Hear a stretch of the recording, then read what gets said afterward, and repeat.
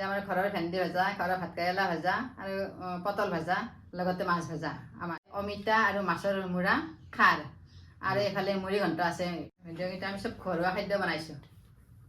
কাহিখনো ঘৰুৱা? মাছৰ জোল কিহেদি বনাইছা? মাছৰ জোল অমিতা, আলু, স্কচ। মুড়ি ঘণ্টত কি কি আছে? মুড়ি ঘণ্টত মুগৰ দাইল, আদা ৰহুন পেষ্ট, জলকীয়া, লগতে ডাঙৰ মাছৰ মুৰা। মুড়ি ঘণ্ট বহুতে বেলেগ বেলেগ ধৰণে বনায়, কিন্তু মোৰ বনোৱা প্ৰণালীটো কম হয়। মই মুগৰ দাইল তিয়াই থৈছোঁ খুব বেছি 10-15 মিনিট। তাৰপিছত মুড়ি ঘণ্ট চিকেন দি কিনে বনাব পাৰি না? মুড়ি ঘণ্ট চিকেন মুৰা দিব পাৰি নেকি? মুড়ি ঘণ্ট চিকেনৰ মুৰা যদি দি কিনে মুড়ি ঘণ্ট বনাব পাৰি না? বনাব নোৱাৰি। চিকেনেদি খাৰ বনাব পাৰি না? কোনোবা বনাব পাৰে, কিন্তু মোৰ মতে বনাব নোৱাৰি। তো গাইজ খোৱা জীৱন ইউটিউব চেনেলৰ নতুন এটা ভিডিঅ' লৈ আপোনালোক সকলোকে স্বাগতম জনাইছোঁ। তো গাইজ বহুত দিন মূৰত আজি মানে খোৱাৰ ভিডিঅ' লৈ আহিছোঁ। মানে লাষ্ট 4-5টামান ভিডিঅ'ত মই মানে food challenge, only food challenge দেখাইছিলোঁ, কিন্তু অলপমান ফুড চেলেঞ্জৰ পৰা আঁতৰি আহি কিনে আজি জাষ্ট খোৱা ভিডিঅ' লৈ আহিছোঁ। তাৰপিছত ইয়াৰ ভিডিঅ' নেক্সট ভিডিঅ'টোত আহিব মানে ফুড ৰিভিউ ভিডিঅ' দুটামান আহিব। তাৰপিছত আৰু দুটামান আহিব ৰেচিপি ভিডিঅ'। বহুত দিন ৰেচিপি ভিডিঅ' দিয়া নাই। ইয়াৰ পিছত মানে ৰেচিপি ভিডিঅ' আহি আছে। তো আজি খোৱা ভিডিঅ'টো দিওঁ নৰ্মেলি, আৰু নেক্সট ৰেচিপি ভিডিঅ' চাই থাকিব। আৰু ফুড চেলেঞ্জ মানে কেইদিনমান নবনাওঁ, আৰু মোটামুটি 10টামান ভিডিঅ' যোৱাৰ পিছত ফুড চেলেঞ্জ আহি যাব। মানে ফুড চেলেঞ্জ ৰেগুলাৰ ইমান দি থাকিব নোৱাৰি, মাজে মাজে বেলেগ চব মানে মিক্স কৰি দি থাকিম। তো আজি দুখন থালি, মানে ফিছ থালি, মাছৰ থালি দুখন আজি খাম। কেনেকুৱা কি আইটেম আছে সকলোবোৰ কৈ দিব। তো কওক কি কি আইটেম আছে, কৈ দিয়ক ফাৰ্ষ্ট। আমাৰ আজি ডাঙৰকৈ আমাৰ আজি আইটেম হ'ব এয়া মাছৰ খাৰ। এই ভাতৰ পৰা কোৱাই ভাতটো আছে, ভাত আছে, ঘৰৰ ভেন্দি ভাজা, ঘৰৰ আমাৰ হাঁহি ক'ব লাগে এই পুৰা ভেন্দি ভাজা। চিৰিয়াছ নহয় মানে চিৰিয়াছ কিয় ভালদৰে কৈছোঁ। আজি আমাৰ ঘৰৰ ভেন্দি ভাজা, ঘৰৰ ভাতকেৰেলা ভাজা আৰু পটল ভাজা, লগতে মাছ ভাজা আমাৰ। আৰু এইফালে আছে আমাৰ এই প্লেটত আছে এইফালে অমিতা আৰু মাছৰ মুৰা খাৰ, আৰু এইফালে মুড়ি ঘণ্ট আছে, মুগৰ দালি আৰু মাছৰ মুৰা মুড়ি ঘণ্ট, লগতে আছে মাছৰ জোল, ডাঙৰ মাছৰ জোল, আৰু এইফালে আছে নেমু টেঙা আছে। এই আমাৰ ঘৰুৱা খাদ্য, যিহেতু খাৰ খাই আমি ভাল পাওঁ, অসমীয়া মানুহে খাৰ খাই ভাল পায়। এইখিনি আমাৰ আইটেম, গতিকে আমি এতিয়া খোৱা আৰম্ভ কৰোঁ। এতিয়া আমি খাম।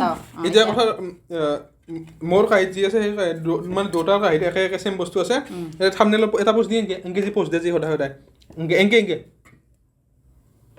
হৈ গৈছে। ফুড চেলেঞ্জ নহয় দিয়ক, এইটো এনেই নৰ্মেল ভিডিঅ'। ভিডিঅ'কেইটা আমি চব ঘৰুৱা খাদ্য বনাইছোঁ। কাহিখনো ঘৰুৱা? কাঁহীখনতো কাঁহৰ কাঁহী, কাঁহৰ থাল, এইখন কাঁহৰ থাল। হয় দিয়ক, ঠিকে আছে। প্ৰথমতে খাৰ খাব লাগে, খাৰ খাব লাগে, অমিতা আৰু মাছৰ মুৰা খাৰ। বঢ়িয়াকৈ আগে মাছৰ জোল, এইটো মাছৰ জোল কিহেদি বনাইছা? মাছৰ জোল অমিতা, আলু, স্কচ, ঘৰৰ নেকি? ঘৰৰে, অমিতা ঘৰৰ, আলুটো অৱশ্যে কিনা। ডাঙৰ মাছৰ জোল খুব ভাল লাগে খাই। এই ভেন্দি ভাজা, এই পটল ভাজা,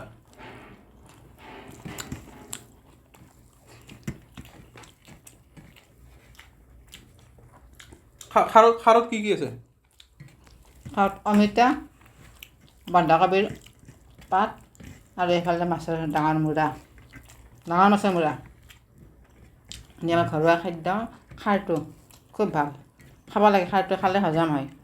লগতে নেমু টেঙা আছে, কিয় নেমু টেঙা চি ভিটামিন থাকে, নেমু টেঙা খাবই লাগে ভাতৰ লগত। পানীত কি ভিটামিন থাকে?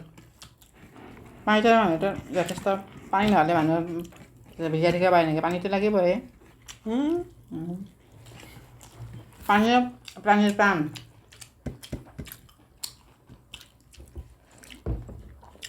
মুড়ি ঘণ্টত কি কি আছে? মুড়ি ঘণ্টত মুগৰ দাইল, আদা ৰহুন পেষ্ট, জলকীয়া, লগতে ডাঙৰ মাছৰ মুৰা।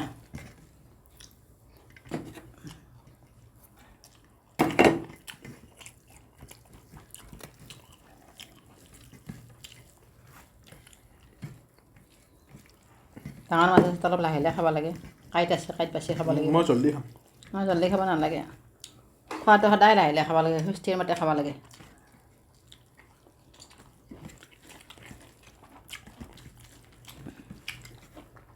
মুড়ি ঘণ্টাটো কেনেকৈ বনাই কৈ দিছোন একবাৰ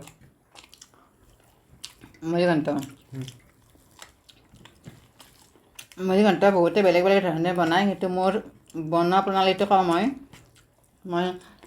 মুগৰ দালি তিয়াই থৈছোঁ খুব বেছি 10-15 মিনিট তাৰপিছত ডাঙৰ মাছৰ মূৰা ভাজি লৈছোঁ এফালে আদা ৰহুন পেষ্ট কৰি লৈছোঁ তেল দি তাত অকণমান ফোৰণ দিছোঁ জলকীয়া দিছোঁ পিঁয়াজ দিছোঁ এইখিনি সামগ্ৰী তাৰপিছত মুগৰ দালিখিনি ভাজি তাৰপিছত নিমখ হালধি দি অকণমান ভাজি মাছৰ মূৰা দিছোঁ লগতে পানী দি পেলাই অকণমান ঢাকনিৰে ঢাকি ৰাখিছোঁ কিছুমান পিছতে হৈ গ'ল আৰু মুড়ি ঘণ্টা খাই খুব ভাল গৰমে গৰমে পৰিৱেশন কৰিলে খুব ভাল লাগে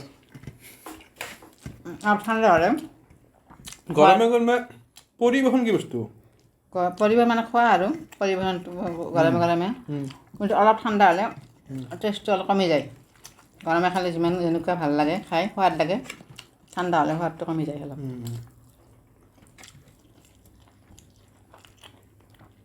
আপোনালোকে বনাই যদি এনেকৈ মুড়ি ঘণ্টা বনাই খাব কিন্তু মোৰ প্ৰণালী এনেকুৱা আপোনাৰ বেলেগ বেলেগ ধৰণৰ প্ৰণালীটো বনাব পাৰি মুড়ি ঘণ্টাটো মুড়ি ঘণ্টা চিকেন দি কিনে বনাব পাৰি না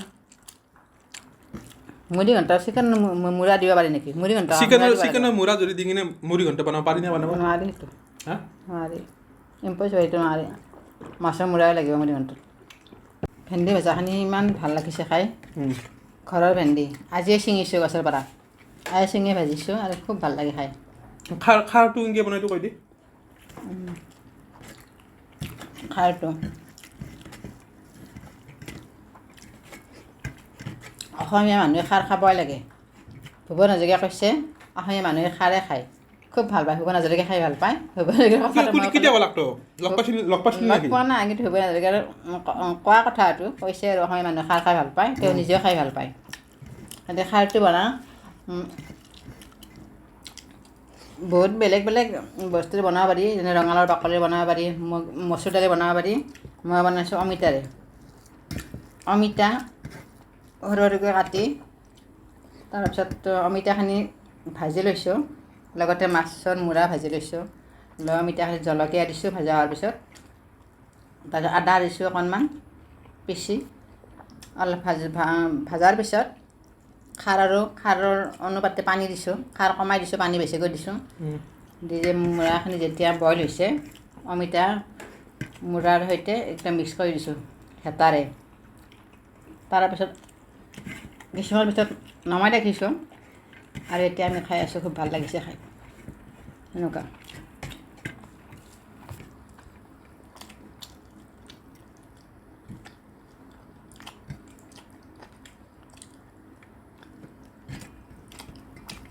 ভূপেন হাজৰিকাই কৈছে খাৰ খোৱা অসমীয়া অসমীয়া মানুহে খাৰ খাই ভাল পায় আমি কিন্তু খাৰ খাই ভাল পাওঁ মই বনাই থাকোঁ খাৰ সপ্তাহত এদিন বনাওঁ খাৰ যিহেতু খাই ভাল পাওঁ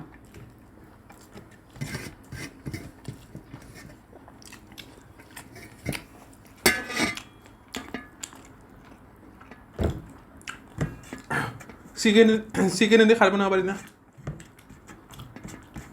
কোনোবাই বনাব পাৰে কিন্তু মোৰ মতে বনাব নোৱাৰি খাই খাৰ চিকেনৰ যিটো উপকাৰিতা খাই দিলে সেইটো অপকাৰ হৈ যাব কেনেকৈ বনাব নকম চাগে খাব পাৰে নাই দেখোন মাৰ আগতে কৈছে খোৱাটো সদায় লাহে লাহে খাব লাগে খৰকৈ নহয় মোৰ চেছ